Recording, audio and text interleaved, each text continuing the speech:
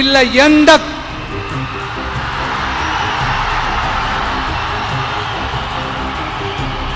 எவ்வளவு அவதூறுகள். கரூர் விஷயத்தை பத்தி ஊருக்கே தெரியும். ஆனா போடு, விஜய் மேல பழிய போடு. என்னடா இவ்வளவு பெரிய ஒரு பழிய தூக்கி விஜய் மேல போட்டாலும் மக்கள் விஜய் கூடவே நிக்கிறாங்க, இது என்னடா அதிசயமா இருக்குது அப்படின்ட்டு அது ட்ரை பண்ணி பார்த்தாங்க. அது மக்கள் கிட்ட எடுபடல. சரி, அடுத்து வேற என்ன பண்ணலாம்? முடக்கு. ஜனநாயகனா முடக்கு.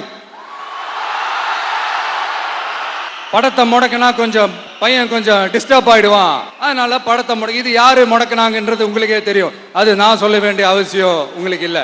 ஆனா இவனாடா இவன் படத்தை முடக்கினாலும் அவன் பாட்டுக்கு அதை கண்டுக்காம அவன் பாட்டுக்கு வேலையை பார்த்துட்டு போயிட்டே இருக்கான், அதுவும் எடுபடலை. சரி, அடுத்து வேற என்ன பண்ணலாம்? போடு, எஸ்ஓபின்னு ஒண்ணு போடு. விஜய்க்கு மட்டும் தனியா ரூல்ஸ், தனியா ரெகுலேஷன்ஸ், தனியா கண்டிஷன்ஸ். அவனுக்கு மட்டும் போடு, மற்ற கட்சிகள்லாம் விடு, விஜய்க்கு மட்டும் தனி கண்டிஷன்ஸ் போடு. அவன் வெளியவே வரக்கூடாது, மக்களை சந்திக்கவே கூடாது. என்னாச்சு? அதுவும் எடுபடல. சரி, அடுத்து வேற என்ன பண்ணலாம்?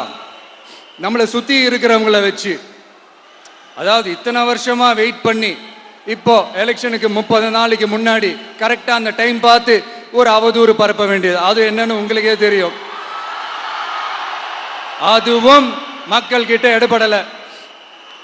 அது மாதிரி எத்தனை சோதனைகள், எத்தனை வேதனைகள் நீங்க கொடுத்தாலும் இந்த திமுகனாலேயோ இல்ல இந்த பாஜகனாலேயோ இல்ல இந்த மற்ற பலர்னாலேயோ இல்ல எந்த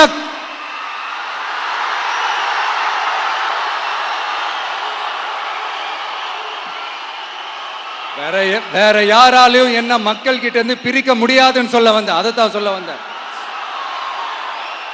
ஒவ்வொரு வீட்டில் இருக்கிற ஒவ்வொரு விஜயும் இருக்கிற வரைக்கும் என்ன மக்கள் கிட்ட இருந்து பிரிக்கவே முடியாது.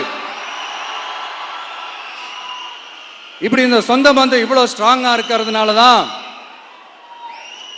நான் முன்னாடியே சொன்ன 234 தொகுதியிலையும் இந்த விஜய் தான் வேட்பாளர்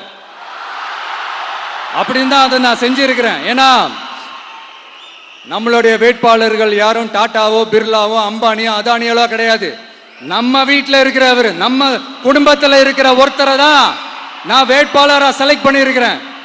அப்படி செலக்ட் பண்ணி தான் உங்ககிட்ட நான் ஒப்படைச்சிருக்கிறேன். அதனால அந்த வேட்பாளர் வேற, இந்த விஜய் வேற அப்படின்னு நினைச்சிடாதீங்க. இந்த விஜய் தான் வேட்பாளர், அந்த வேட்பாளர் தான் விஜய்.